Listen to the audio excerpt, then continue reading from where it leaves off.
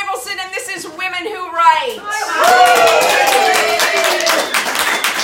Welcome to the living room. Welcome all of you here. Welcome out in Cyberland. I'm so glad that you can join us. But these people right here have the precious seats. Because what happens when we come here? We get hugs. We get a hug from Burt Young that is like a hug that nobody in the world gives. A kiss that is worth everything. Penny felt up Esai Morales. You don't get to do that when you're watching at home. You only get that when you're here. And we've got a packed house today, and I'm so excited. We have a fabulous show. And while I was talking about the best hugs in the world, I just want to give a shout out. Today is my dad's birthday, Larry Katz. And he left us some years ago. And but he shares this day with Michael Imperioli, who I had a little chat with this morning to wish him a happy birthday, and with DJ Markison, my assistant, used to be my assistant, now still does my tech stuff. But my dad, Larry Katz, was a master of ceremonies in the Catskill Mountains, and they say that the apple doesn't fall far. I mean, if somebody would have told me back then that I would be doing this, and even like the first 5 years I was doing it, I didn't even realize that I'd gone into the family business. It took a while for it to click that this is exactly what my father used to do. He used to perform and then present artists. And bless you, the only difference is that my performance is a little different. My father was a wonderful singer. He did not give that to me. But, you know, I often say that my father taught me everything I know to do this, and it's not really fair to my mother, because my mother taught me the part that welcomes you and makes sure the house is clean when you show up. Oh my God, 12 hours this takes yesterday. It would be nice if I was cleaner the rest of the month, so I didn't have to work so hard. So I'm a little superstitious. You know, they say that if you do what you love, the money will follow. Right? I've been doing this for 10 and a half fucking years. And I want to know when that is going to happen. You know, but the thing is, right? But the thing is that when I start to complain about it, I realize that I have everything I need. Look at my house is pretty good. All right, it's a rental, but I'm still in it. And my daughter's graduating from Tisch in less than 2 months. And my son, yes. And my son has his own sports podcast and is the third in command at a Regal Cinema. I mean, life is good. I have a nice car. There's always food in the fridge, and I have clothes. And so good health, and that's everything. Thank you, Esai. That's everything. It really is, and that's like no cliche, but it's really true, because some of us are suffering, and I just want to give a shout out to Zach Nilsson and to Suzanne Wong, and who else do we know that's and to Skeet, Howard. I pray for all of those people every single day, and let's do a community good feeling of love to everyone who needs us today. Yes, health, and also, okay, so here's my superstition. So every month for 10 and a half years, I've worn a new shirt, because I have had the money to do that. You know, and what I wanted to say is that the universe provides. That even though it doesn't look like my income has changed. As a matter of fact, it's gone down drastically since Facebook Live. It doesn't look like it's changed, but somehow things happen. I get into a car accident, people hit me from both sides, and then I get a settlement. I mean, things happen. You know, it looks bad at the beginning, and then, oh, nice, that's a year. So, you know, you just don't know where, I never know where it's going to come from, but all I know is my life hasn't gone down in any way. It's only gotten more bountiful. And you are the greatest part of my bounty. The fact that 10 and a half years later, we still do this every month and have shared so many of them together. And new people, everyone who's new and here for the first time, welcome. This is like a 12-step meeting. God grant, no, I did that already. But it really is for me. This is my church. You are my people, and I'm so grateful that you're here. So anyway, I wear a new shirt every month, and it became like a superstition because I was doing it just for shits and giggles for the first while, and then it was like I have to have a new shirt because if I don't have a new shirt, Women Who Write's gonna be crap. So I've done it every month, and so I was really rushing, and so 2 days ago I went to Marshall's, as is my want, and I picked out 3 shirts, and the dressing room was under renovation, and I couldn't try them on, so I brought them home, and they all did not, they were horrible. I thought, what do I do now? I didn't have time yesterday, cleaning, 12 hours, no time to go shower. So then I figured this.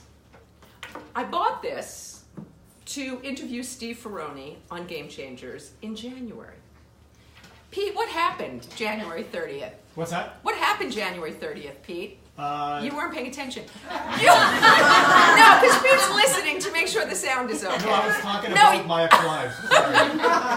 So Steve Ferrone didn't show up on January 30th, and the shirt basically didn't get worn. Pete and I did a 10-minute show. I don't think that counts. I think that I'm out on a technicality, and that this is basically a new shirt. All right? So, but because I'm superstitious, I just want you to know that if today's Women Who Write is crap, we'll all know why.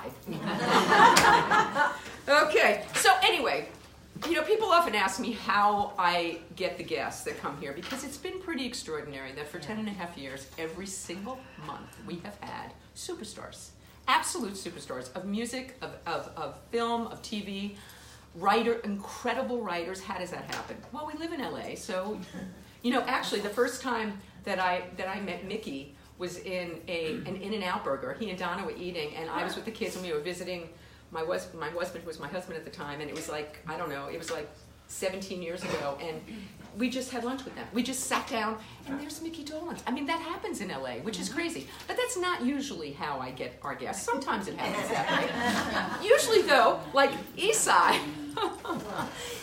there was a fake Esai on Tinder. And I matched with him, and I was so excited. And then it was years ago. And then I found him on Facebook. I was like, hey, he knew nothing of it, even to this day. But I was having this whole other thing going on. But anyway, so I started to harangue him, and I've been haranguing him for a very long time. And so I got him in the living room to do Game Changers. And then once that happened, I pleaded with him to come back and do this. And so I'm going to tell you a little bit of the story when I introduce him later. But anyway, so that's how I got Esai. Burt, Candy Clark lets me ride her coattails a lot. And her coattails are very fashionable. Hi, Candy, I love you. She had something with her bathroom and her painter, and she couldn't be here today. But she wanted to. She loves you. And Candy took me to this wonderful event at the Soho House, and during Academy Award season, and there was Burt Young and his fantastic son Randy, who's just so lovely, and we just sat down and we started chatting with them, and we sat and we ate lunch and we chatted with Burt Young, and will you do my stuff? Yes. No. And then I just want to say a little something about, no matter how big we get, Burt Young is an Academy Award nominated actor who's been in more movies than I can count on fingers, toes, 15 times over. The guy at the garage was so excited to see Burt. And Burt stopped everything to take a picture with this guy. And it didn't come out right, and he did it again, and then with the sitting down, and then with the changing the... And I mean, yeah, that's the kind of person he is. And Coco... I accosted her at, I can't remember what the venue was, the Saban, I think, years ago, trying to get her, and she's here today, because, good things happen to those who wait and push. Those who push. Good things happen to those who push. And Alex was supposed to be here a couple months ago, and he and Coco both got sick, but Alex and I have 6 degrees all over the place, and we'll talk about that, and he's here today, because, perseverance, acceptance, pushing. It all works. But recently I was at an event, and it was a private event, to be fair, and there were a lot of celebrities there. Now, when I'm in those environments, we're in LA. What do we do if we're at a social event or a business event? What do? We network. We meet people. We talk. We say, what do you do? This is what I do. Would you do my thing? I mean, it's just part of the life here. And if I didn't do that, we would have stopped having these shows about 2 years in, because I wouldn't have met enough people to perpetuate them. But anyway, somebody got upset that, hi Terry, that that I was posting pictures with them and whatever. And this is life in LA. It's not, it's I don't know.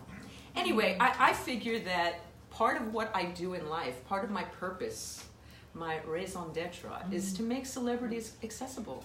When we come here to the living room, we get to sit and we get a hug from Burt, and we get a kiss, and we get to rub Esai's tummy, and we get to get a hug from Coco and Alex and Christine, and we get to take pictures with them, and we get to find out that they eat just like we do, and they go to the bathroom just like we do, and they drink a bottle of water, and we talk about things that they don't talk about on television, because it's just a different kind of thing. And that's what I do. So in order to be able to do that, I have to do what I do out in the world. So if it offends anybody, I'm sorry, but I'm going to keep doing it. Yay. You know, so because this is too important. And now we get to do it out to the world. And we get to share it out on Facebook with people who are all over the world. So please put on the thread where you're watching from, because I know we get people from literally all over the world, and I know I have friends from New York that are watching, and it's just this wonderful opportunity we have to share this community and this creative experience. Somebody was saying to me they take too much of my time, and I thought, no one ever goes to their grave and says, I wish I would have worked more. It's all about the love we share, the connections that we make, these moments that we have together where we share art and love and community. God damn it, it's too bad. I'm going to keep on doing it. Anyway, It's not therapy. It's therapy, but you know, it's not done. It's not a star fucker kind of thing. I haven't fucked any of them. It's not about status. But Genevieve has a few. And actually, if I think back on it, so it's not about star fucking and star gazing and star tripping. It's about sharing the experience in a very profound way. And that's what it is. So anyway, tomorrow night on Game Changers, I have this other thing that I do live. Tomorrow night, Josh Sussman from Glee. My kids are very excited. And Hope, yeah, do you know Josh? Really different. Okay, Josh is doing Game Changers tomorrow night. And Pete's daughter, Hope, George, I just want you to know we will be doing a shout out for you. Samantha, we will be doing a shout out. He will be here. Coming up, okay, now I have to say the B really carefully. Rob Bonfiglio will be here in 2 weeks because we didn't have service because Facebook died one day and we had so Rob will be here in a couple of weeks. Rosalind Kind, hello gorgeous, will be in the living room, and Jason Harner Butler. Okay, so Jason is the corrupt gay FBI agent on Ozark, and shared a bill with Esai, and he'll be in the house. Yes, so there's some great people. Oh, and and Jeff Young, who plays keyboard with Jackson Brown, will be in the house also. But his house, and he's going to play. And so great things coming up. And coming up here in April, finally, Carlos Calvo will be with us. Yes, finally. And Felix Solis will be here. Oh, God, is he going to act your pants off? And, well, only if you're lucky. Although, with Genevieve in the house, I say those words and they come true. And then also, okay, Allison Arngrim, who was Nellie on Little House on the Prairie. And it turns out like she is like this phenomenon beyond phenomenons that so she's going to be in the house. And in May, Teo Kalis, who was just nominated for an Emmy Award and is one of the most gorgeous men on the planet. He will be here with his cookbook, and also he's trying to coerce his co-star Deidre Hall to be here, and I think we're going to get a yes. So anyway, so lots of great things are coming up. I'm very excited. And what do you think about this? I'm thinking of having my husband come. He was the head monologue writer for David Letterman, and he wrote for Jay Leno and Tom Green and all this stuff, and he's also a mentalist.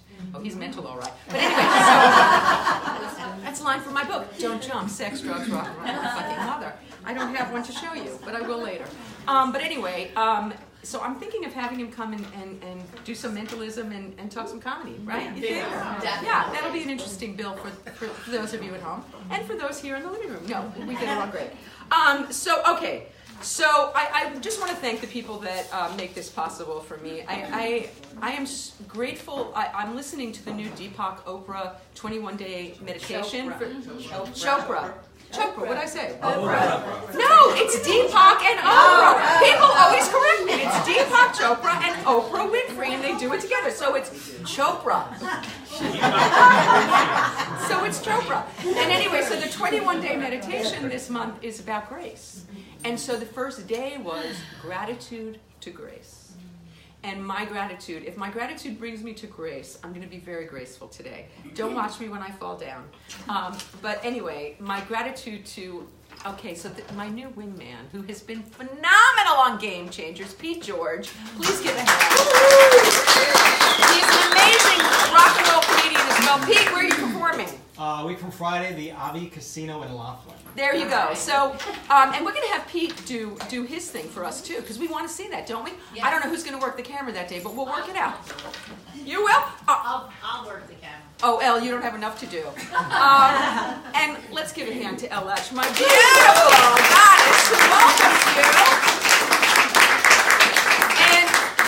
And Linda Apsey, you know, month after month, year after year, takes the most extraordinary photographs that you're going to see anywhere, and has chronicled women who write all through the years. Thank you. Even though I bark around and order her around and my angel from the heavens, Penny Barnett, who stays and cleans for me and does all the strategies. She's so excellent. Okay, it's time for show. We have so much show that it's insane. You can. I'll be doing 2 loads of laundry in Terminal. We haven't heard that one for at least 4 years. It always kills.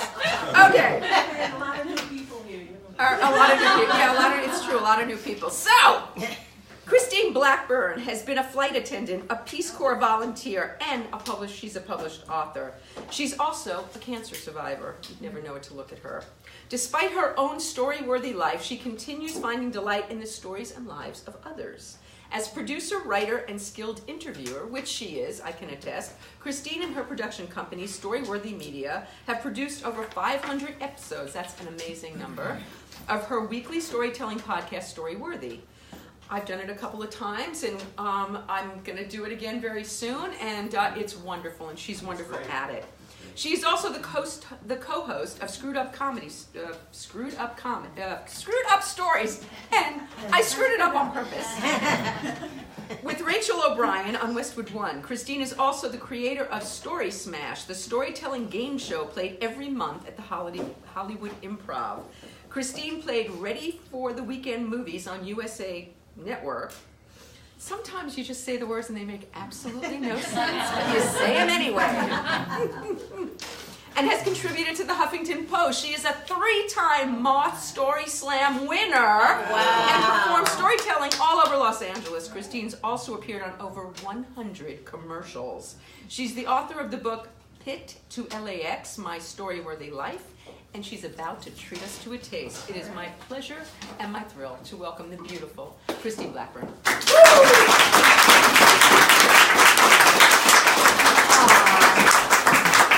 Vicki Abelson, she is amazing, doing such good work out here. I'm always so happy to be here. I am going to read a couple stories from my book, Fit to LAX, My Story-Worthy Life. Thank you very much. I know somebody's here from Pittsburgh, a couple people, and you're from Cleveland, so I won't look over there. I'm kidding. I love you all. Okay, so I wanted to tell you a little bit about when I was a flight attendant. About 5 months into my flight attendant career, just before I got off probation, I was flying from JFK Airport to West Palm Beach. The flight is packed, and I'm working first class. And all of a sudden, this woman comes up from coach between the curtains, and she whispers in my ear, "Excuse me, stewardess, I just wanted to tell you that Mr. Klein in 5C just passed away." I'm sorry, what? "I'm his nurse. He's dead."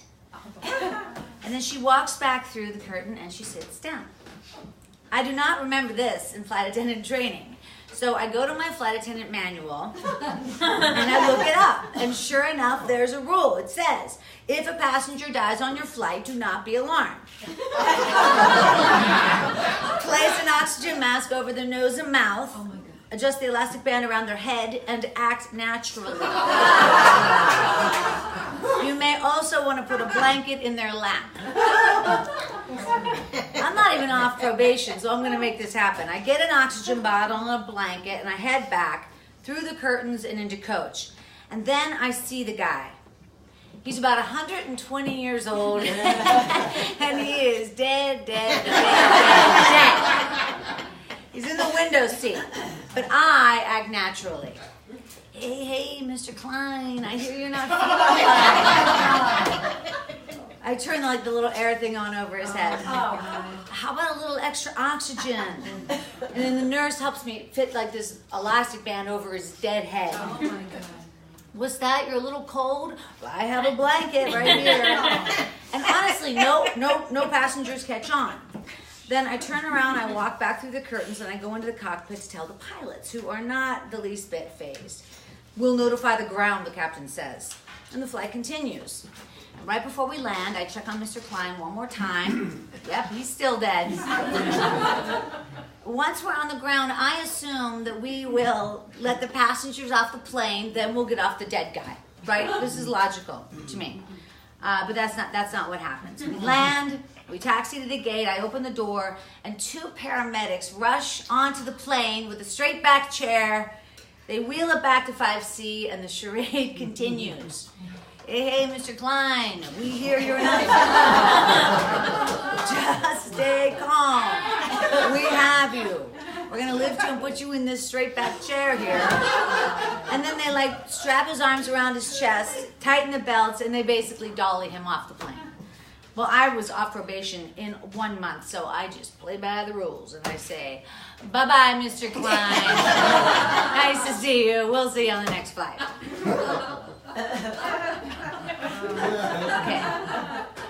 Okay, I have a couple minutes. I'm going to do one more quick story. Okay. All right, so listen, the entire 7 years I was a flight attendant, I didn't have a set schedule. I was on call with a beeper the entire time. So 1 minute, I'm heading to see Bruce Springsteen in concert, and the next minute, sorry, you're going to Buffalo. Or I'm on a date that I've been excited about, and then my beeper goes off, I call scheduling, and sorry, you're going to Cleveland, that city known as the Mistake on the Lake. So one Sunday afternoon, this is really for people in Pittsburgh. So one Sunday afternoon, my friends invite me to go see the Pittsburgh Steelers play the Cleveland Browns at Three Rivers Stadium. And the Steelers and the Browns were huge rivals, and it was a big game. And being from Pittsburgh, I grew up on the Steelers. We never missed a game at my house. My father would sit on the edge of the couch with a slipper in his hand, ready to throw it at the TV when the nearly perfect quarterback, Terry Bradshaw, made a mistake. Thwack! You idiot, Bradshaw! But when he landed a Hail Mary pass, my father would approvingly cheer, "Attaway, Bradshaw," and he'd toss the slipper high in the air. Football season was my very favorite time of year. So the game is at 1 o'clock, and I'm on duty with my beeper until 3 o'clock. But it was rare for scheduling to call within a 2-hour window, so I went to the game, and I'm tailgating with my friends, kicking back Iron City beers in the parking lot. And then we're in Three Rivers Stadium, and the game has just begun. And it is a beautiful day in Pittsburgh, Pennsylvania. Quarterback Bubby Brister passes the ball downfield. My friend passes me another beer. The offensive line is looking good, and I am feeling good. And all of a sudden, beep, beep, beep, beep. It's okay. I got this. I have thought this out. I have a plan. I just need to find somewhere quiet to call scheduling back in Three Rivers Stadium. So I take the escalators down, down, down to the bowels of the stadium, and I get to the bottom of the last escalator. Nobody's around. Perfect. I see a payphone on the wall sent from God. I run over, I dial scheduling. Yeah, this is employee 38460, and my beeper went off, and I have a terrible cold. I cannot fly today. She's buying it. Yeah, I know, I think it's going around. And then out of nowhere, this fan appears. Half his face painted black and half his face painted gold. And he comes rushing toward me.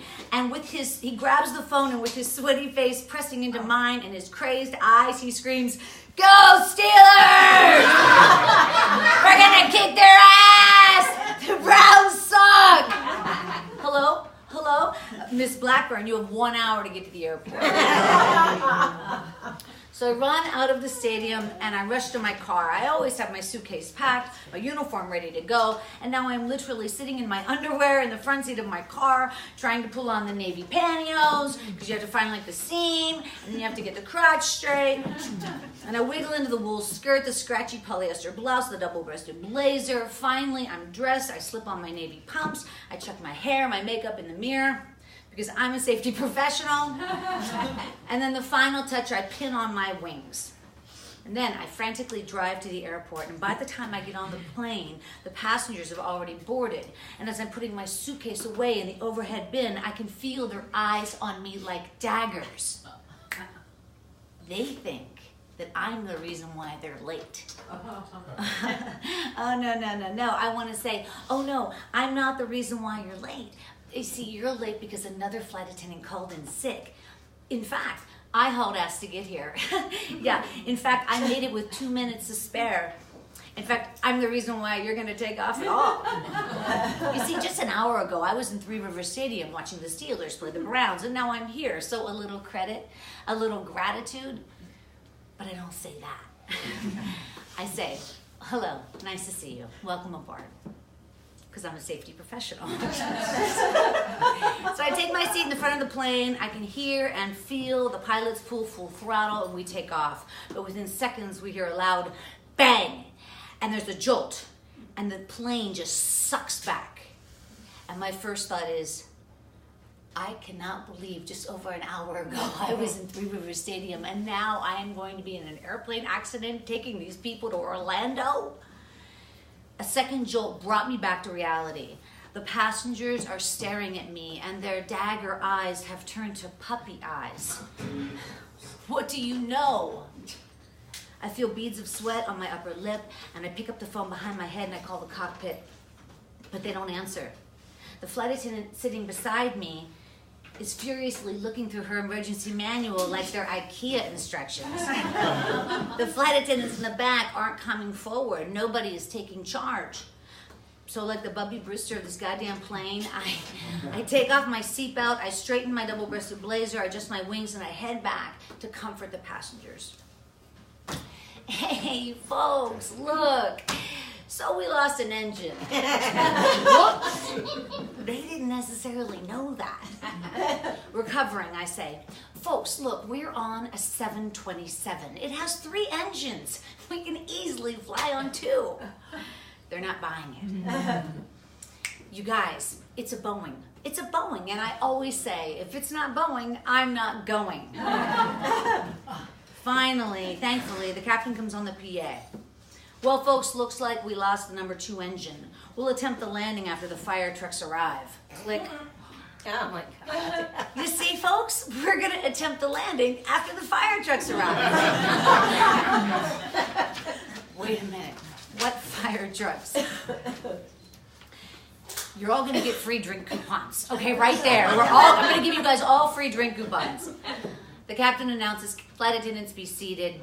And I take my jump seat in the front of the plane, and the passengers and I continue staring at each other. But now we've bonded. And then a few minutes later, we do land safely. Thunderous applause erupt from the passengers, and I applaud too, like I had something to do with it.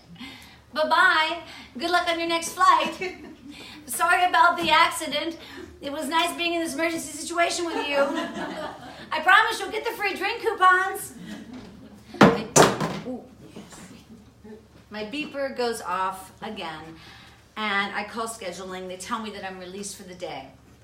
And as I'm dragging my suitcase back through the airport, this suitcase that I have dragged 1,000 times before has never felt heavier. And just as I don't think I can take another step forward, I stop and I look up and I realize I'm in the perfect place. I am in front of the Berg Sports Bar, and inside on the big screen TV, Bubby Brewster and the Pittsburgh Steelers are still playing football. So what do? I take off my double-breasted blazer, I unbutton the collar of my scratchy polyester blouse, I order an Iron City beer, and I finish watching the Steelers beat the hell out of the goddamn Browns. And that guy was right. The Browns suck, and we did kick their ass 28-3.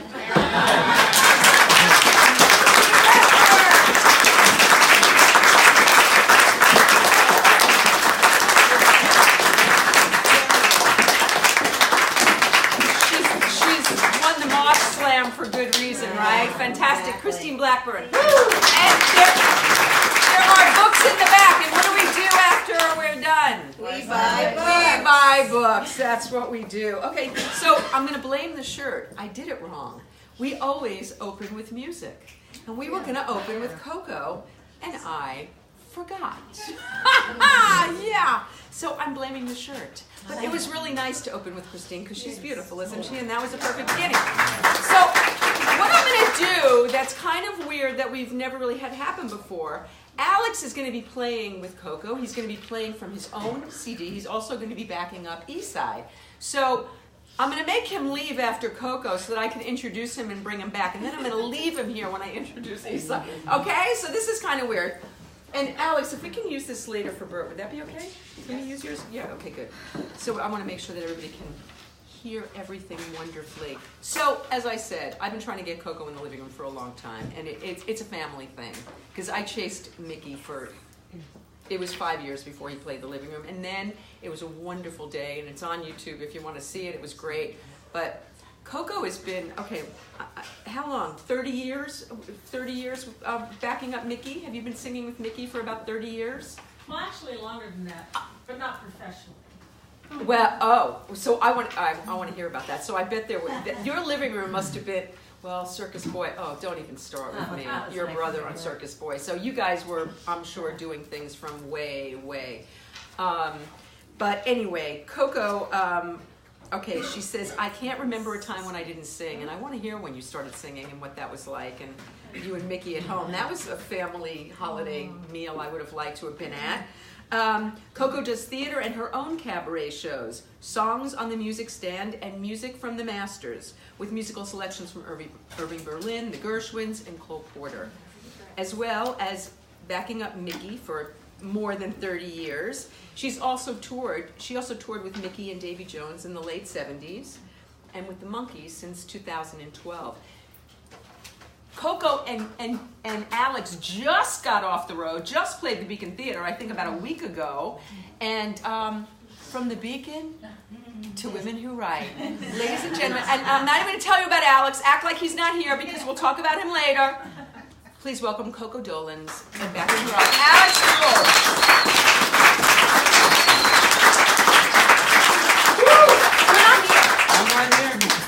I want your podium. Oh, you want my podium? Okay, sure. Oh, I'm making so much noise. All right. Here. You have my podium. Cool. Okay. Songs on my music stand, see? Because at my age, I can't remember shit. You're in a room of your peers. Evidently. I know.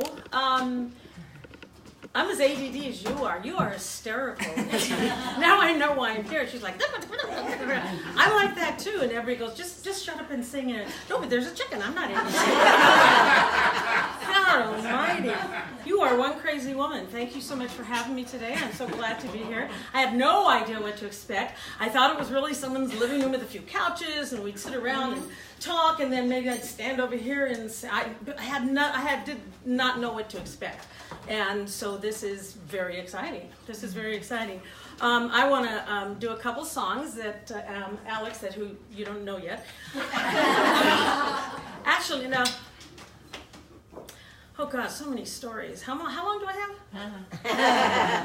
Tell a story. Oh my God. Well, you were talking about how long I've been singing with my brother. Well, I remember walking through the living room on Goodland Avenue in North Hollywood.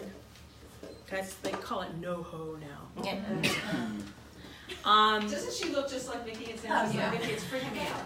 Look at that. And he's behind the couch, and I'm walking. My parents are sitting over here, because we're putting on a show for them, of course. So I'm walking through. I had to be 6, 7, at least. And he's behind the couch with a big piece of cardboard going like this, because I'm holding a candle with a flame. And I'm walking through, lip syncing to Gogi Grant. Oh, the wayward wind is a restless wind. 7 years old, and he's the wind back. Next day, I'm out on our little veranda porch thing that's made out of concrete, and I've got my tap shoes on because I'm thinking, how come I don't get to be in the Mickey Mouse Club? Mickey's got his own show. My dad had his own show, but I was the girl, right? So anyway, so I'm out there tapping to myself and the audience, which is the lawn, and I'm going, me too, different me too. different me too. Anyway, so yeah, we've been singing quite a long time, and in the car and stuff, of course. My mother was a singer, my father did light opera, and yeah, we always sang. And then when Micky started playing the guitar, when he went on tour with being Circus Boy, he played the guitar, and he would always, of course, when we were at parties, or Zuma Beach, or Malibu, or any Sorrento. Yep. Sorrento. Sorrento Grill. No. And we'd be playing. He always did, of course, the melody because he was. And so I'd always have to do the harmony, which is fine because I learned how to do harmonies and stuff. But so our background is very eclectic. My father is walking around going, "Oh, Salamia," you know, and my mother's singing, you know, blues and jazz and stuff. And so we had quite an eclectic thing. So anyway, I don't know what that has to do with anything, except I'm just as crazy as you are. Oh, you are just as crazy as a singer. I want to hear. Okay, so what we're going to do is a song that I like to do because I am crazy, and so are you, so it goes like this. So I love it, clearly.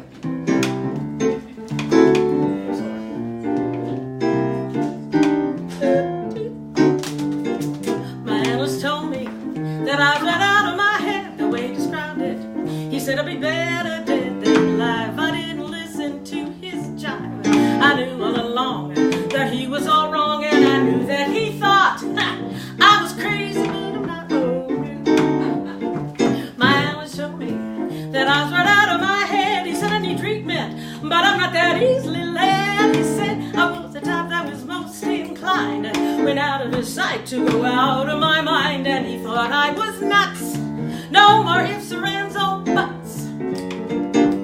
Well, they say as a child I appeared a little bit wild with all my crazy ideas, but I knew what was happening. I knew I was a genius. Oh, what's so strange when you know that you're a wizard at 3? I knew that this was meant to be. I heard little children aren't supposed to sleep tight. That's why I got into the vodka one night. My parents got frantic, didn't know what to do. But I saw some crazy things before I came to. Now do you think I was crazy? I may have been only 3, but I was swinging. They all got angry young men. They all acted Edison and also Einstein. So why should I feel sorry if they just couldn't understand idiomatic logic that went on in my brain? I had a thing, it was a thing. Oh, they used to laugh at me when I refused to ride on all those double-decker buses because there was no driver on the top. It made perfect sense at the time. My analyst told me that I should out of my head, but I said to the doctor, I think that it's you instead, because I have got a thing that he can do to prove that I'll have the last laugh on you, because instead of one head, I got 2. And you know 2 heads are better than 1.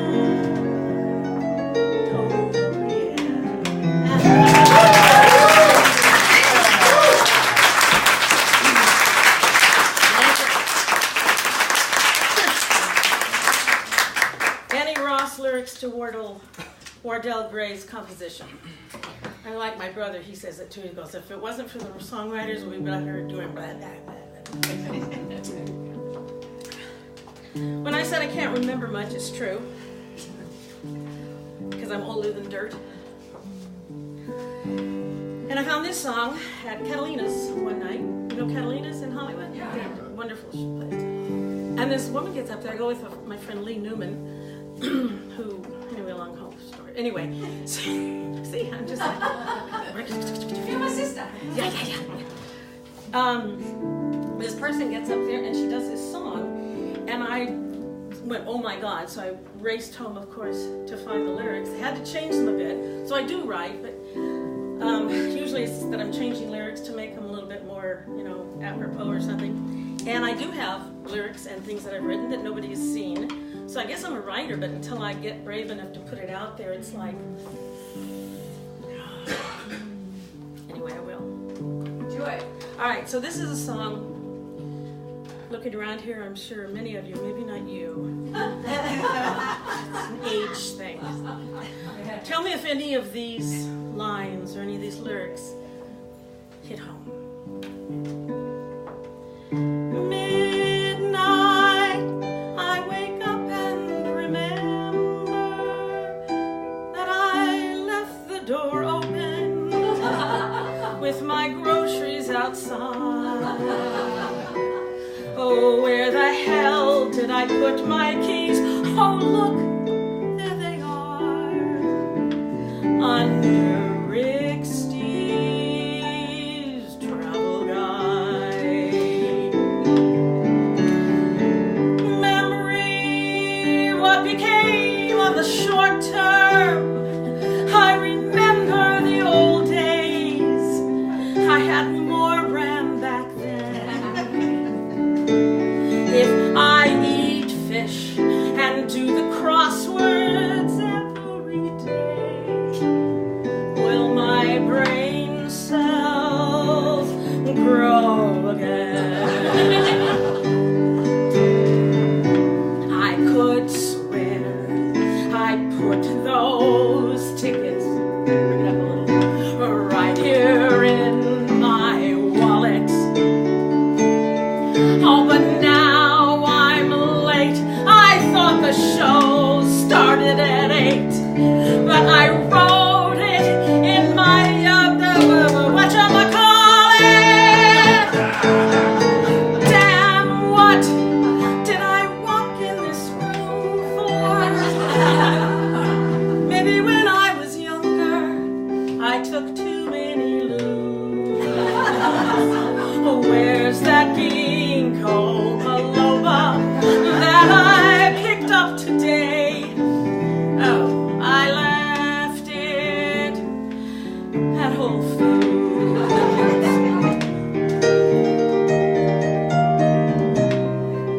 Any relate?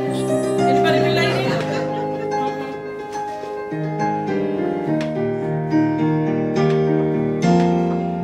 Oh, what the heck? What the heck is that guy's name? Oh, yes. I used to sing with him in choir.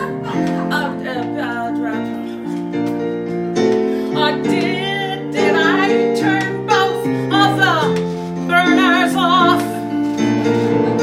Or is my place on fire? Just shoot me, take me out of my misery, or just leave me to wander in the mall parking lot. If they ask, tell them I once had a memory too. What was the question? I forgot.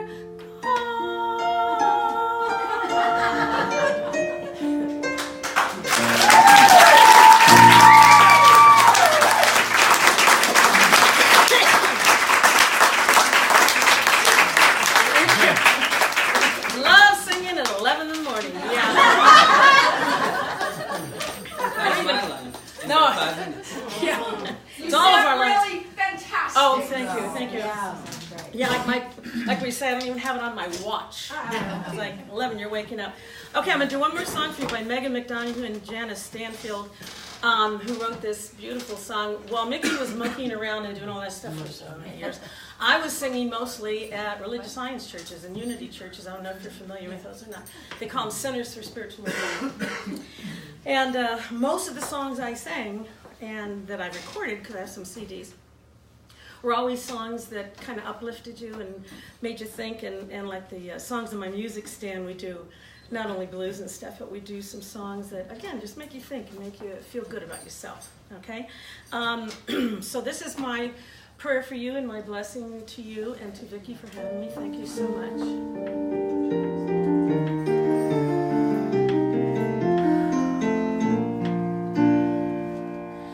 You will do amazing things with each choice each new day brings, and with every step you take, bless the progress that you make. The reason you live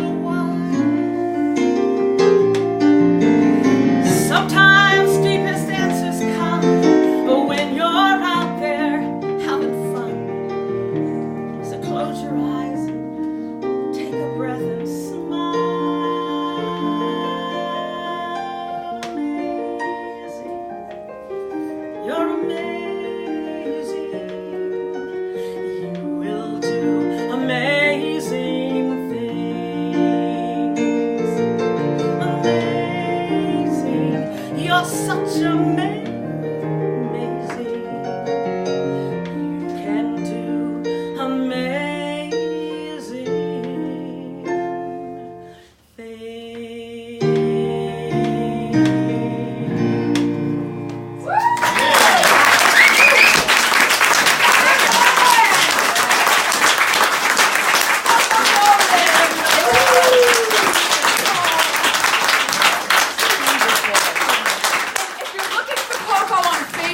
She goes by Gemma on Facebook, which Gemma is Gemma your... Gemma is my real name. I was named after my Italian grandmother, who I never met. But Micky gave me the name Coco when I was like this, and it stuck. It stuck. And plus, nobody in the valley could pronounce Gemma. So, I know we didn't... So, one more hand for Coco Dolenz.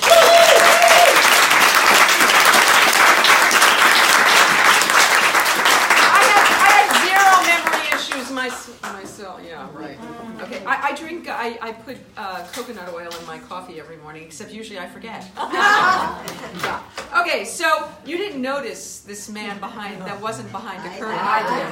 I mean, okay, bless you.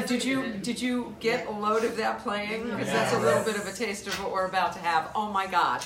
Okay, this is not some guy who just plays piano. He plays with Joey Mullen of Badfinger, and this is our 6 Degrees happening all over the place because I presented Joey Mullen in 1989 at the Rock and Roll Cafe on Bleecker Street, and it is the story in my book, Don't Jump, Sex, Drugs, Rock and Roll. And then also, Alex plays with the Monkees, and he was just with the Mike and Mickey show.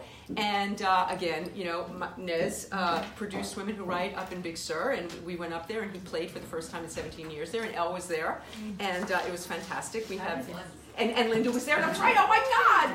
And we shared this experience. It was a long time ago.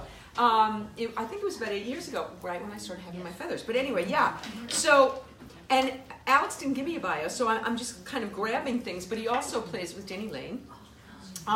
He also has his own band, Bebop-A-Luba, right? And they played at Wild Honey, and that's how I first heard Alex play, which was fantastic. And he was doing I saw you doing a lot of background vocals on the King stuff this year. Well, he's a great singer. Yeah, fabulous singer. And what's really exciting is that his first solo CD just dropped last week. Yes, and it's called Topiary. Topiary, and we are going to be maybe one of the first audiences to hear it live. Are we? I think so. Yeah, probably. I think we're going to be maybe the first audience to hear it live. So I'm pretty excited about that. So I'm going to move this away. Ladies and gentlemen, I'm excited to welcome Alex Jules.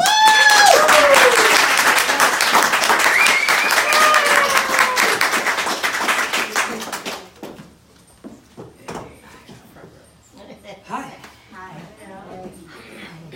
Well, now I can't fuck up. Yeah.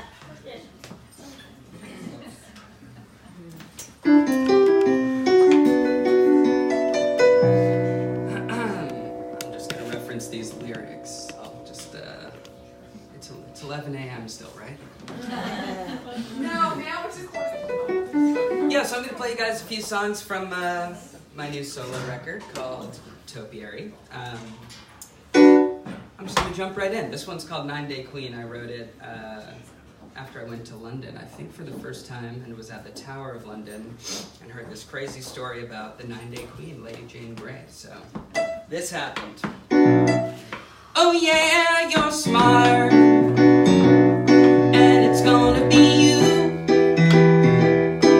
The king won't make it, and he's skipping 1 and 2. So your time's nearing to have it all. But isn't it funny how from grace one falls? Oh, you had 9 days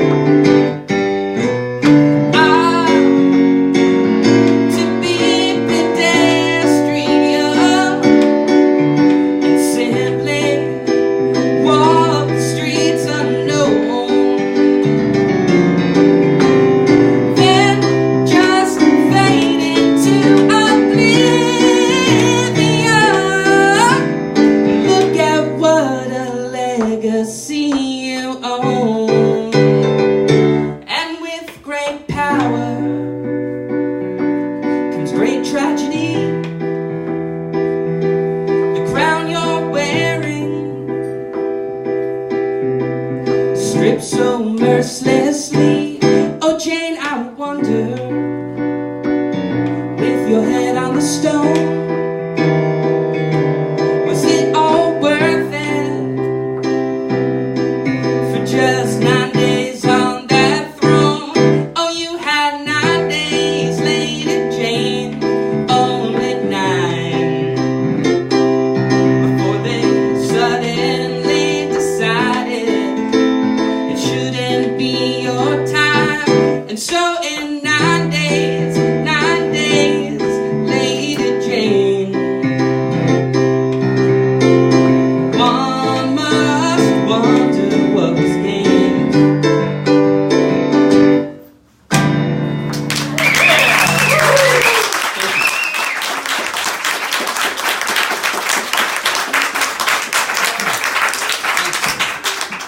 Alright, I got a few more for you here. Okay, let's do this one I wanted to do.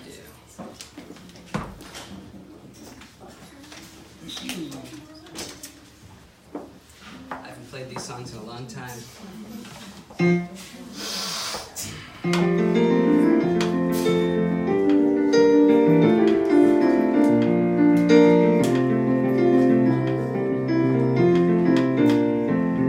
I slept with a girl in a trailer last night. Now I don't know how to call her. I can't remember if what I did was right. As of today, I've not been poorer.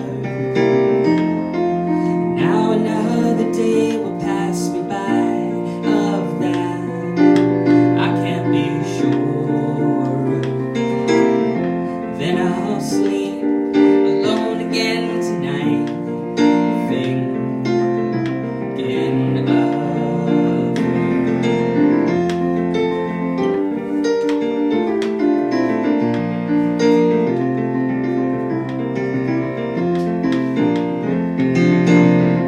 There's been nothing to eat since last week, and I don't know if I'll make it.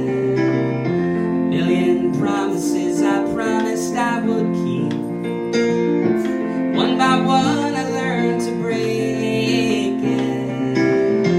I've forgotten how to count so high. I feel my memory breaking. You say something meant to sound so sweet, but it's not taken.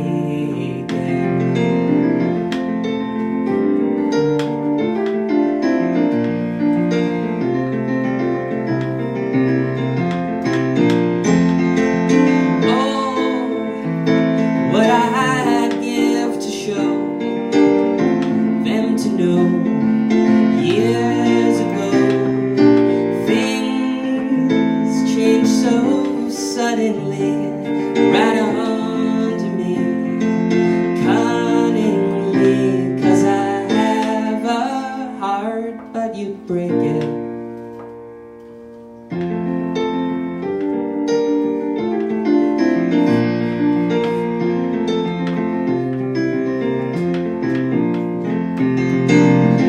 I've got a guitar with 5 strings that I carry on my shoulder, and a lot of my songs I can't sing. It's not been easy getting older. All my shots at fame are long gone. My heart's gotten colder. Each old friend with the doorbell ring says it's a bad night to stay over.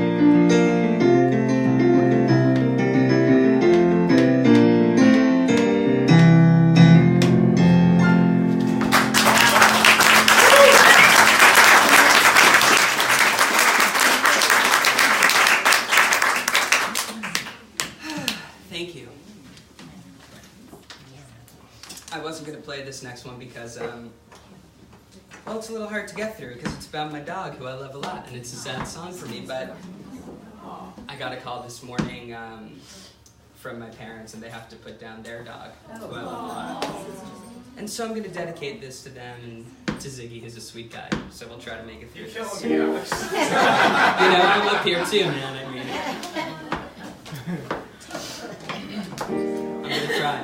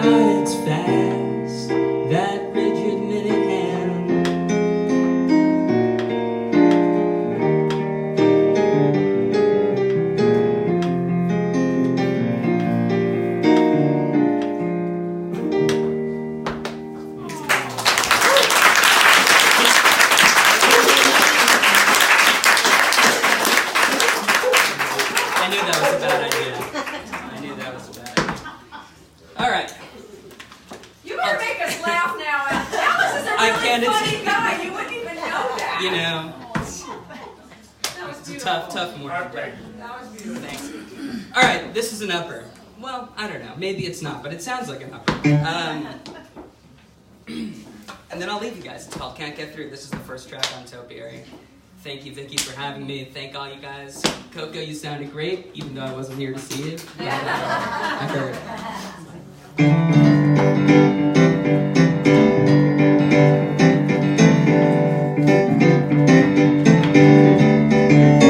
Well, I can't get through, though I'll try harder. What's left to do?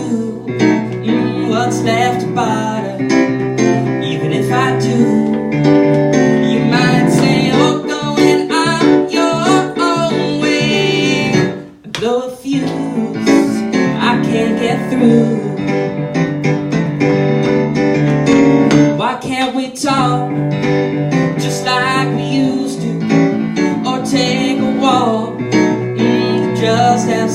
do. Maybe that's all gone, and there's not anything left we can say. Maybe we've moved on. Maybe we've moved on. Maybe we've moved on. Maybe we've moved on. We can't get past it. There's no way that we can last it, and it won't be hard for me to carry on. Just keep heading that direction. You'll need love and affection while I'm gone.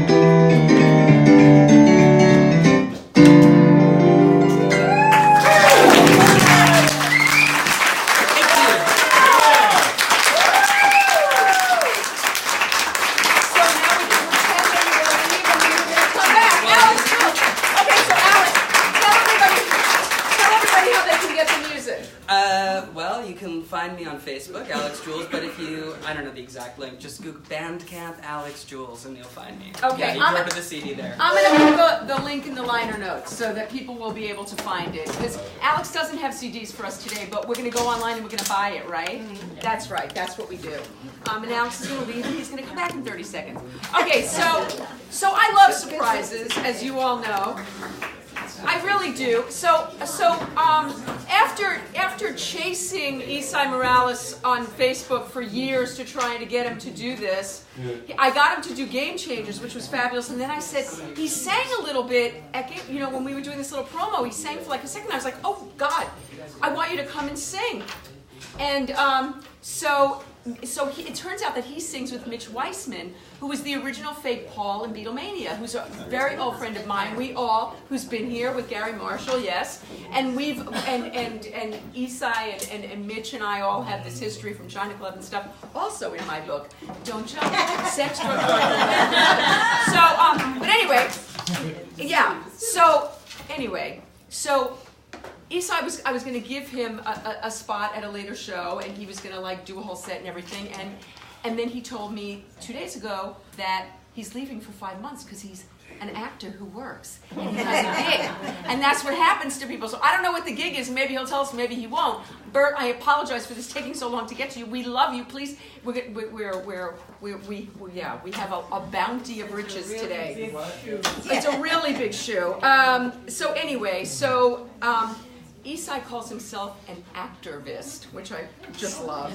So for those of you who watched Ozark, you saw he was missing a thing at the end of that. But anyway, but I know him from La Bamba first, right? But Bad Boys, I had forgotten he started in Bad Boys, and there's been NYPD Blue, and there's been so many things since then, before then, and anyway, he's passionate and gorgeous and fantastic and talented and crushable and touchable, and I'm so excited. Everybody welcome. Oh, with his friend Ted, who's going to be backing him up. You'll tell us about Ted, Esai Morales.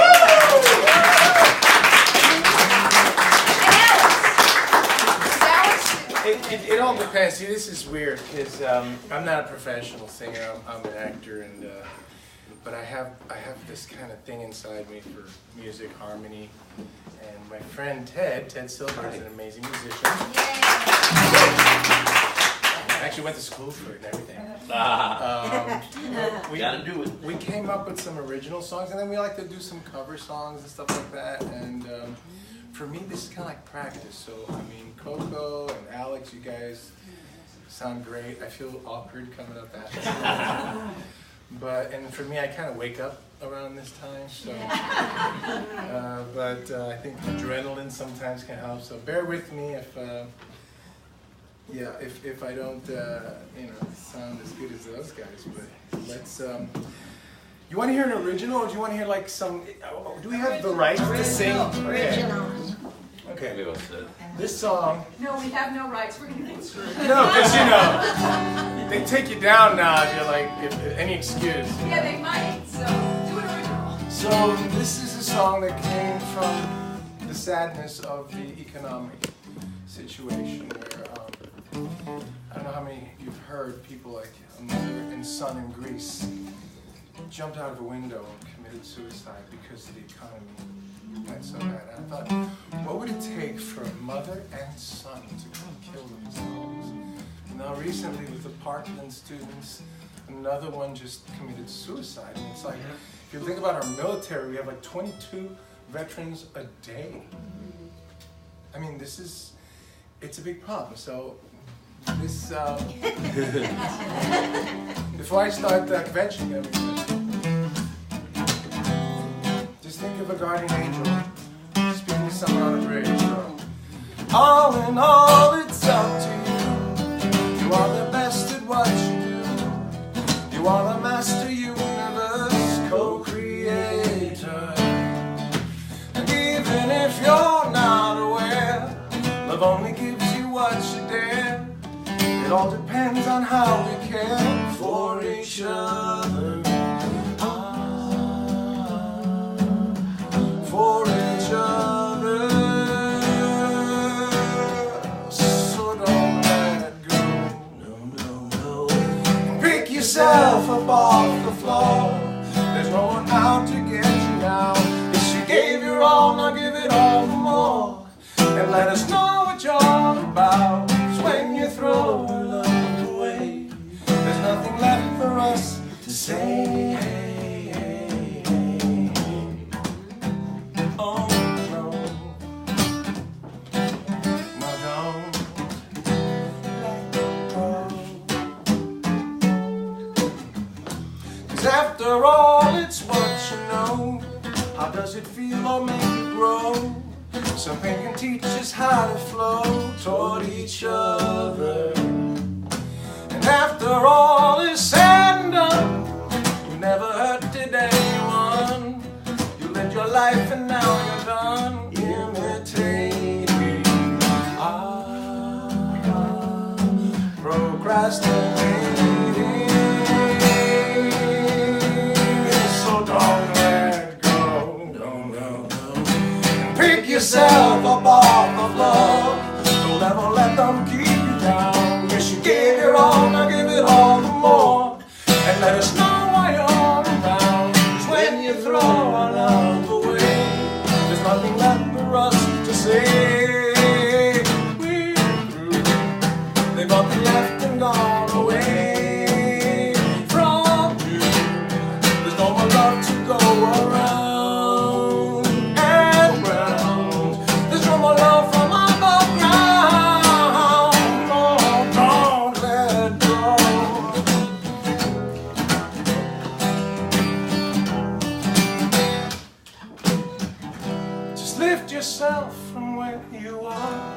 and let your blessings fall on you. Yes, you gave your all, now you're a shooting star.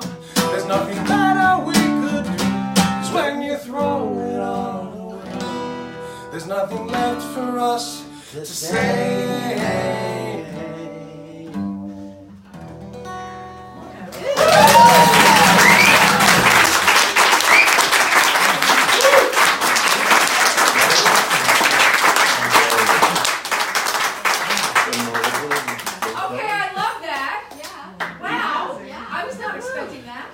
Thank you. You know what? From pain comes beauty sometimes.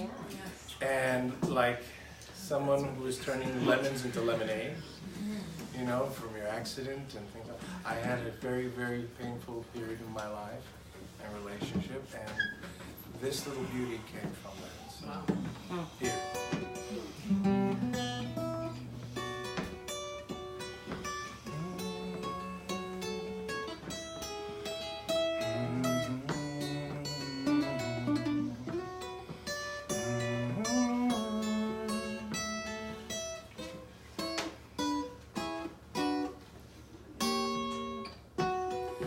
Not another sleepless night. I wonder why I'm gone and fallen once again. I tear myself to pieces as my skin begins to burn. My soul starts to descend. When will there be end? You put this mystery inside of me, you devil from within. Where will you be now? How could we this allow? And all the signs were warning me, begging me to set you free. How did you know that I could never walk away? How did you know it all takes to elevate love and never hate the truth?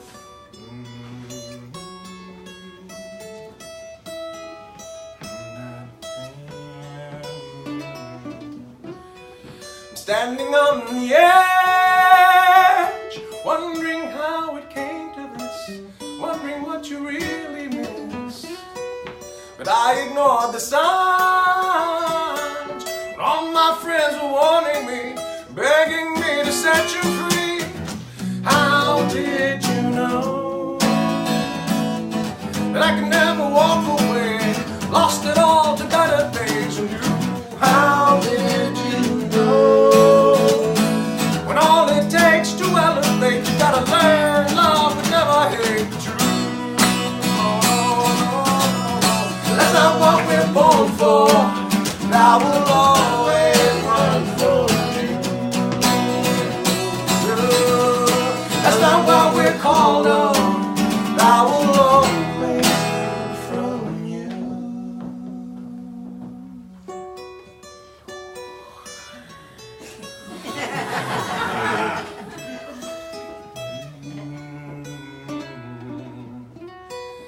Not another sleepless night. I wonder where I've gone.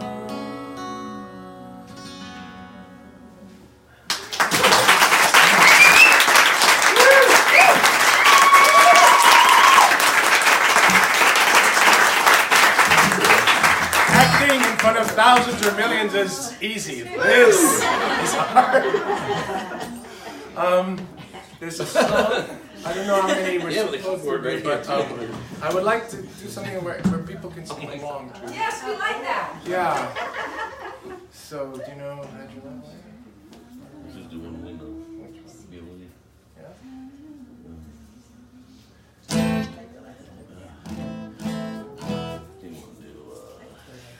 Would you guys?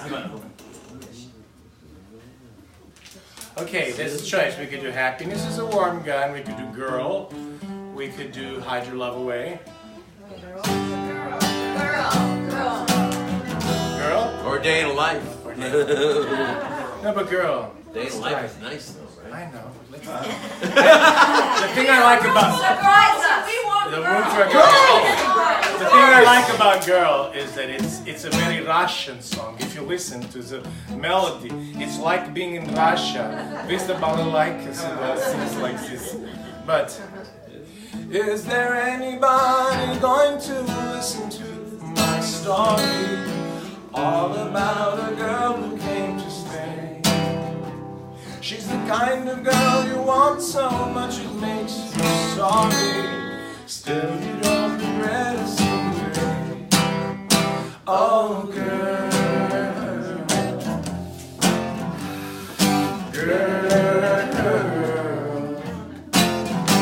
When I think of all the times I've tried so hard to leave her, she will turn to me and start to cry.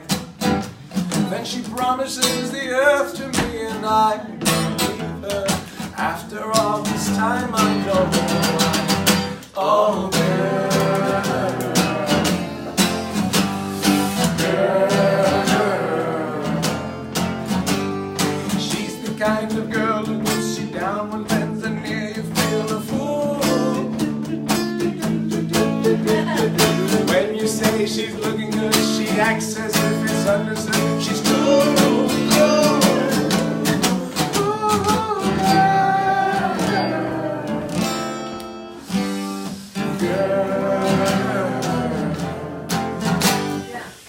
Now,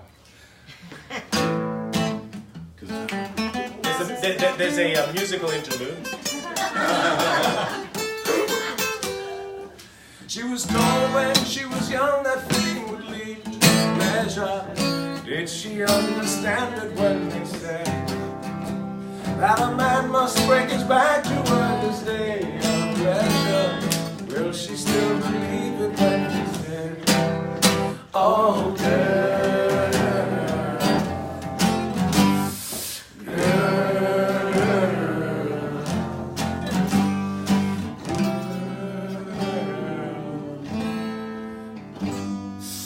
I like that.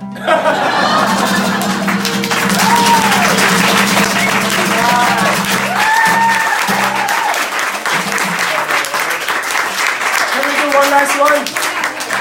Can we do a cover of a Radiohead song? Do it. Sure. Oh yeah. Okay.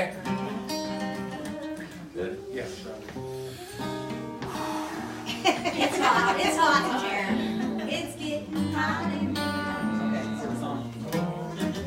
Listen to these lyrics, they're crazy. Oh my god, this is a crazy song, right? So bear with us.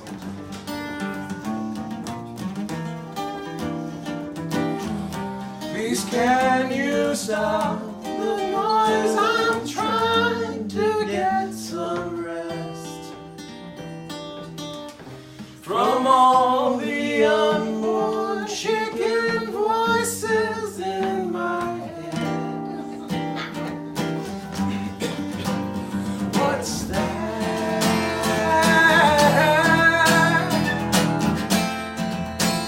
What's that?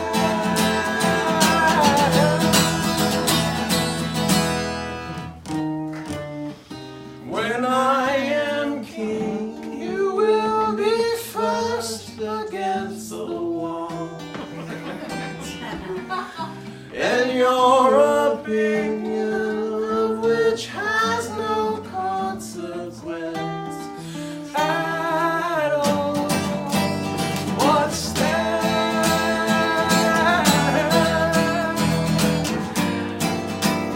What's that?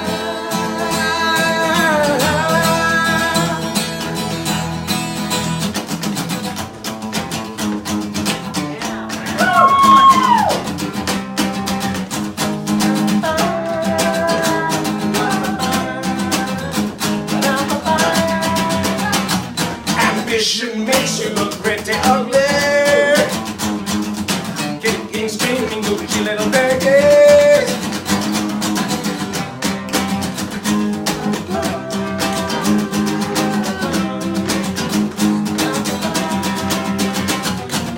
You remember, why don't you remember my name? Off with his head now, off with his head. Why don't you remember my name? And here she comes.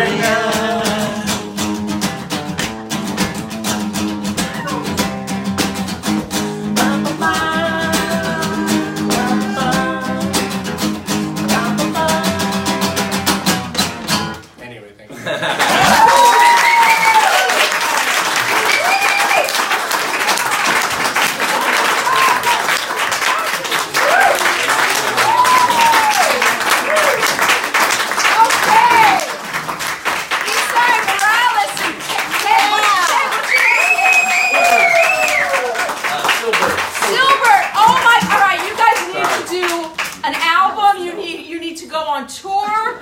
We just got a concert that I don't think has ever happened anywhere ever. Wow, one more hand.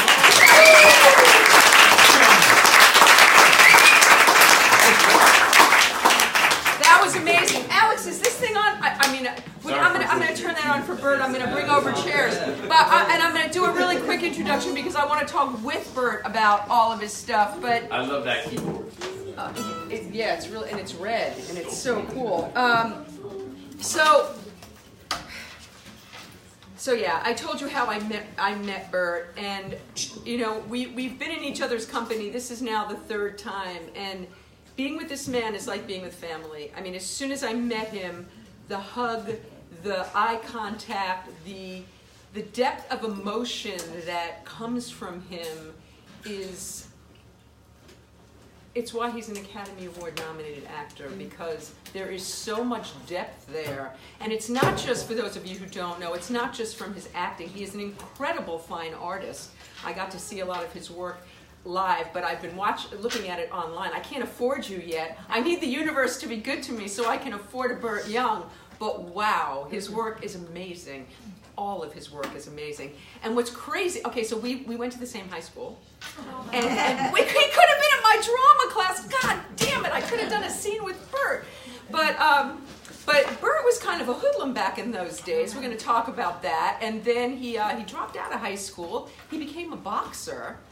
And he won all 18 of his pro fights. And he got to box with Muhammad Ali.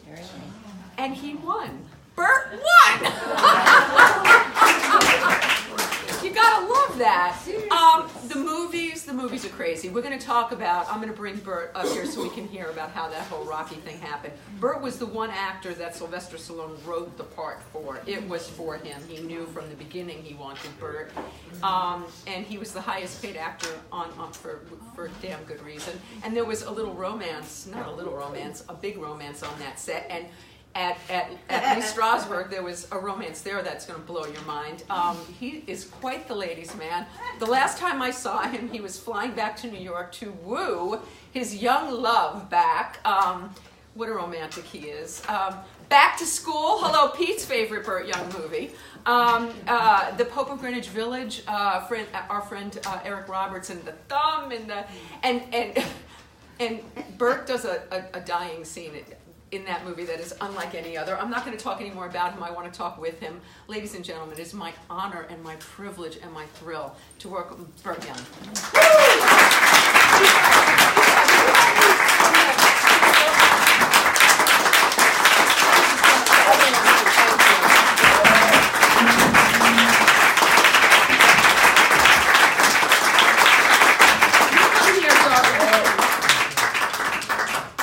Okay. Okay. Now, if I had something to say, it would be helpful. But pleasure to be here. Thank you.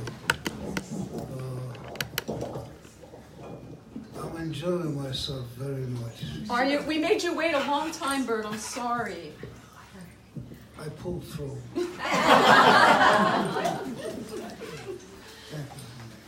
So Burt, so tell us about Burt Young. So you're a little kid, you're in Queens. Yeah. You're a troublemaker?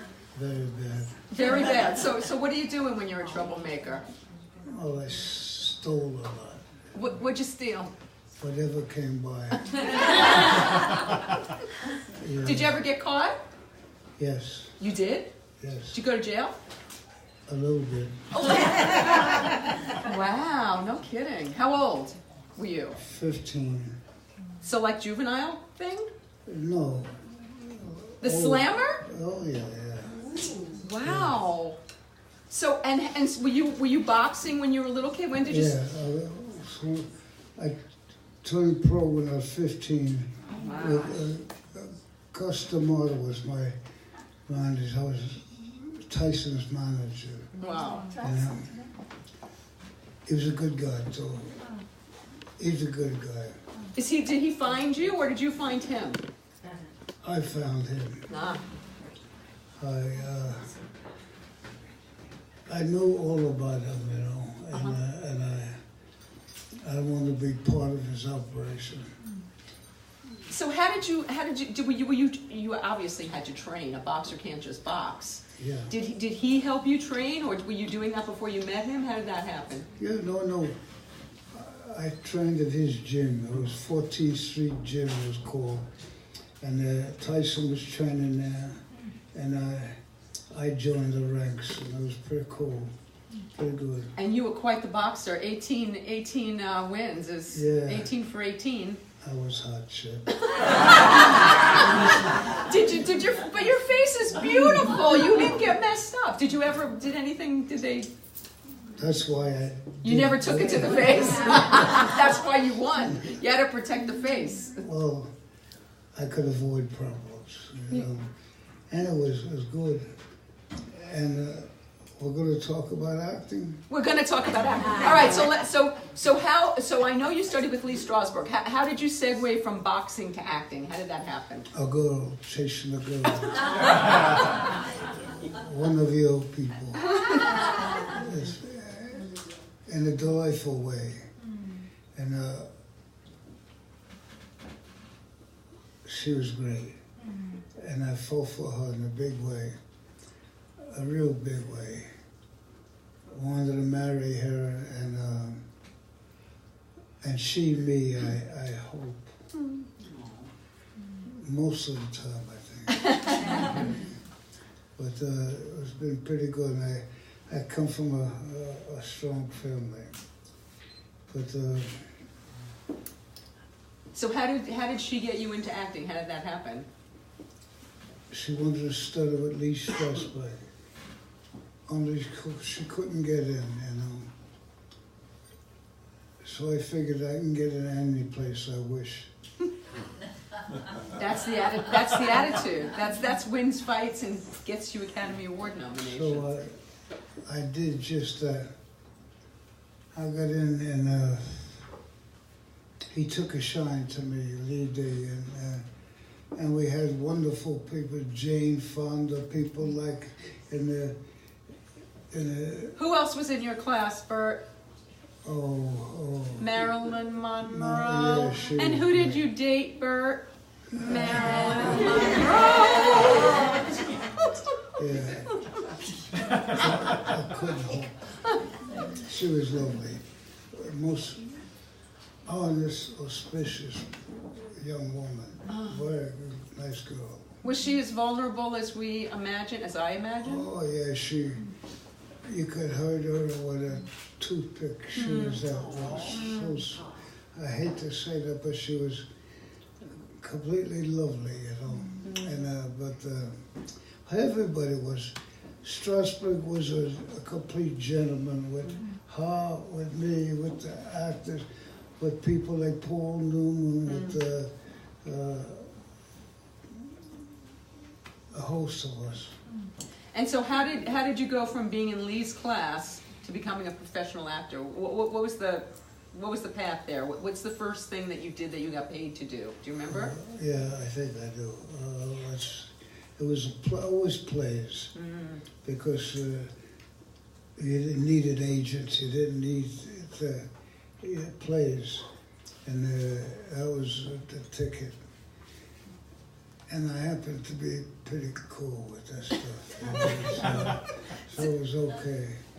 So what were some of your early roles that you were doing on stage?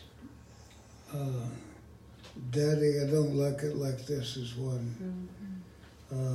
It's about child pain, about a man has to die to be alive, and to be alive, and I didn't die. Oh, you didn't? Not yet. So what was your first, how did you segue from theater to movies? Jimmy Kahn. Jimmy Kahn. He was from the same neighborhood, Sunnyside, and as you are, from Bright High School. But Jimmy took a like to me, and he started doing these movies. We did 4 or 5 movies together. Yeah, and my part getting bigger and bigger. And because we care for each other, we enjoy the company. So he brought you to the director and said, oh yeah. Uh-huh. Oh yeah. Well, he just hung out with me. Mm-hmm. And the director figured we were a good couple, you know. And it was that way. How did Rocky happen? You said that you told me that Sylvester Stallone wrote that part for you, which is undeniable because who else could have possibly played it? Yeah. Well, Sylvester wrote for me, exactly for me, and he said, you're the only one stupid enough to do this. and so we did it. And I wasn't stupid, it was okay. So, but that was you taking a chance on him because he was a nobody then, and right? But he had great instincts. He would make jokes out of nothing. He had a sense of humor that was outstanding. He just was a decent sort of guy. And he really came from nowhere. And when you did Rocky, did you have any way to know the success it would bring? Number one, the Oscar nomination, and then the fact that you would do 6 of them. I mean, was that even a thought? Well, yes. Yes. Yes, I did. Yeah. Well, he wrote so well. Yeah. I know, and I know I performed well. So I know it would be received okay. Mm-hmm. And the studios, we didn't even have no tryouts for none of the other actors or anybody. So the studios wanted us in there. You know? Wow. And so we were hot shit. And then there was a little on-screen, off-screen romance. So you'd think who got the girl would be Sylvester Stallone. Uh-uh. He's the one who lived with Talia Shire. And Sly didn't like that, did he? That was white. That was great. And he was very jealous.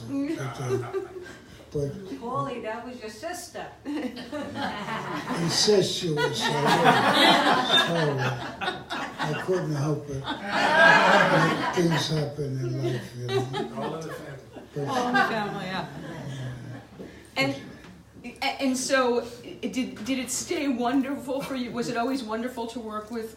Yes. Yeah. Even the last Rocky. The last one I thought was the best in years. I love that one. We fell in love again. It was fantastic. It was wonderful. Rocky Balboa. Did you guys see Rocky Balboa? Fantastic film. She was so easy, nice to be with. She was nice. Now, you guys weren't still together when Rocky Balboa. You were? Yeah. I was cheating. Oh! Yeah, we were together, yeah. Wow. Well, we did care for each other a lot. And we worked together. I cared for her. Do you still see each other around? Yeah. Still friends? Yes. Even worse. So what about, so the Pope of Greenwich Village, I just watched it again recently, and do you guys remember, I think it's Eric Roberts who brings you the espresso or whatever, right? Yes. And to kill him, and do you guys remember that? Yeah, so Keith is going, yeah. So that death scene, I mean, Burt literally he takes a sip and then he gets up and he goes, and he was that the director's idea, your idea? How did that happen? Your idea? Yes. Who's going to run around like that? Nobody. That was a very bold choice. It was the director and the writer, the producer, the young guy was, what's his name? Help me. I don't remember. Who produced the movie? Somebody Google who produced The Pope of Greenwich Village. I don't know. Somebody Google fast. Oh. We'll get it. Okay, we'll get it. We'll get it. We got a lot of Googling happening. Oh, let me see any Googles. Yeah, it was. So did you shoot that scene different ways, or did you just go for it and like, this is what I want to do? It sort of went just like that. Mm-hmm. It just went like that. It's just. It was written so steadfast, and they had the wonderful actors, and so I changed the thing. It really was okay.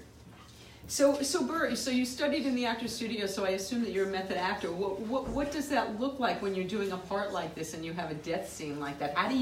What are you recalling to like to die like that? Well, I was dying. Yeah. That's what I recall. Did it just come to you to do that? Were you in the moment, or did you think about it and decide? No, I found something that brought me to such illness that I couldn't fake, and that I walk home with the part and the audience as well. But those other, I had the great actors to help me, you know. Mm-hmm. How about doing Back to School with Rodney Dangerfield, which that's his favorite. So do you enjoy, is comedy fun for you? Is that good for you to have that? I love it. Dangerfield's a funny guy. He's really literally funny. He can make you cry. He's very dirty mouth, but that's okay. But he's funny. He really is funny. You can't help but go along with his tempo, you know. And so it turns out that Keith was in a movie with you in 2005. He said, Keith, yes, what was? Shut Up and Kiss Me. We shot it down in South Florida. And I even forgot to talk about the memory loss song. I couldn't even remember that we had. And I looked it up, and there we both were on IMDb again. Yeah, we were on the beach. It was a silly. It was a job. It was fun. We were wearing Hawaiian shirts. It was a long time. Well, no, that's okay. Yeah, it was a job. It was work. So Burt, you have about 9 projects that you're currently either in post-production or in the can, and as a matter of fact, when you did Game Changers last month, Eliza Roberts called me and she asked if you would do this short film. Did you do it? Yeah. You did it. Was it fun? Wonderful. Fantastic. And wait, the other great actors in there that I can't remember now. Very much. Was not Lainie Kazan. Who was it? Lainie Kazan. Yeah. Christopher Walken. Oh, wow. Very nice people. Very good. Fantastic. So we'll have to look for that. So Burt, how did you go from that? When did you start doing art? When did that become part of your life? Well, I always was an artist, and I say that even though it sounds corny, but I always was. I'm a painter. I painted since I'm 8, 9 years old. Oh, wow. And I can't stop. Don't ever stop. Don't ever. They're beautiful. They're very, Pete, we saw them, right? They're very, very bold and colorful. And Steve Rollins is actually playing piano with Lainie Kazan these days. He was supposed to be in New York playing with her today, right there. Yeah, right there. And nice. Very a good friend. I'll say hi. Please. And you have a beautiful grandson that you are. You should see Burt's face, right, Pete? Yep. When he's with his grandson, it's like, look, even just thinking about him, his whole thing just happens there, and they're so sweet. Oh, see, they're so sweet together. Oh, what a child. What a child. That monkey's fault over there. Randy's so wonderful. But the baby is ahead of everything. Yeah, he's very smart. The head of his mother and father, of course, me. But a delightful child. He absolutely is. So, Burt, is there anything that you haven't done in this life of yours that you've done so much that you'd still like to do? What? No, I know. How could that be? No, I'd like to do some more things. Really? Do you have more? There's more acting happening for you? Oh, yeah. Do you want to get back on stage? Absolutely. Thank you. Yes. I would love to see you on. I would love to see you on stage. You'd like it. I'm hot shit. There's no doubt about it. Does anybody have any questions for Burt? Everybody's like looking at me like stunned silence. I have a question. Yes. If there was one thing you wish you knew of just about life in general, that if you wish one thing someone would have told you, what would that be? Just one thing. Any topic. Like, is there something that you learned that you wish you would have known? I would have stayed in love with my girlfriend. Aww. That sounds corny, but it's not. I still love her very much. Oh, wow. And she's a woman of choice. She's a woman. I hope she's listening. So the last time that we were with Burt, it was right before Valentine's Day, and he was getting on a plane to go woo her, and so he's still in the process. I get the feeling that you get whatever you want, Burt. You seem like a kind of guy that doesn't stop. You seem resilient. Well, I do cry a lot, but I am resilient. When I want the right things for the right motives. When you got a lady like her, what can you do? Aww. You know, I almost forgot, Burt. You're an esteemed writer. You've written plays. You've written quite a bit. Did you start writing as a vehicle for yourself? What started you writing? Her. Her. There you go. Wow. Well, love. You did it for love? Well, to be close to her. Yeah. But and I wanted to get together with the other pain. The other pain in the ass, as he points to me. And so I did that. It's been a nice trip. Are you writing more still? Do you still write? Yeah, I'm writing a new thing. Called Daddy, I Don't Like It Like This. And I'm halfway through. Nice. And it's a sad piece. But you gonna have it produced and be in it? oh yeah. It's all done already. Mm-hmm. We're done. I guess when you decide you want to do something. Skinny's gonna put it on. Randy? Yeah. Nice. A play? We'll see. We'll see how it evolves. Yeah. Okay. He's cautious. He's cautious. Not like the old man. Not like the old man. Anybody else have a question for Burt? Well, I know. Yes, Pete. Yeah, I'd like if Burt would share about the big mural painting of Rocky in the first film. Who painted that? Painted me. Yeah. Oh, wow. Yeah, I painted that. Great. Thank you for asking. That's a great question. Yeah, Burt. Thank you Yeah. very much. Thank you. So, all right, listen. If you did not get a hug, see, those of you out there in Facebook land, you missed this part. And this is the very, very best part because I'm going to be stealing lots of them. But for those of you who didn't get a hug, and even if you did, go back for seconds because there's nobody like this man. I am thank you, Randy, for bringing your dad to us. Burt, thank you so much for being with us. I adore you. Everybody, Burt Young.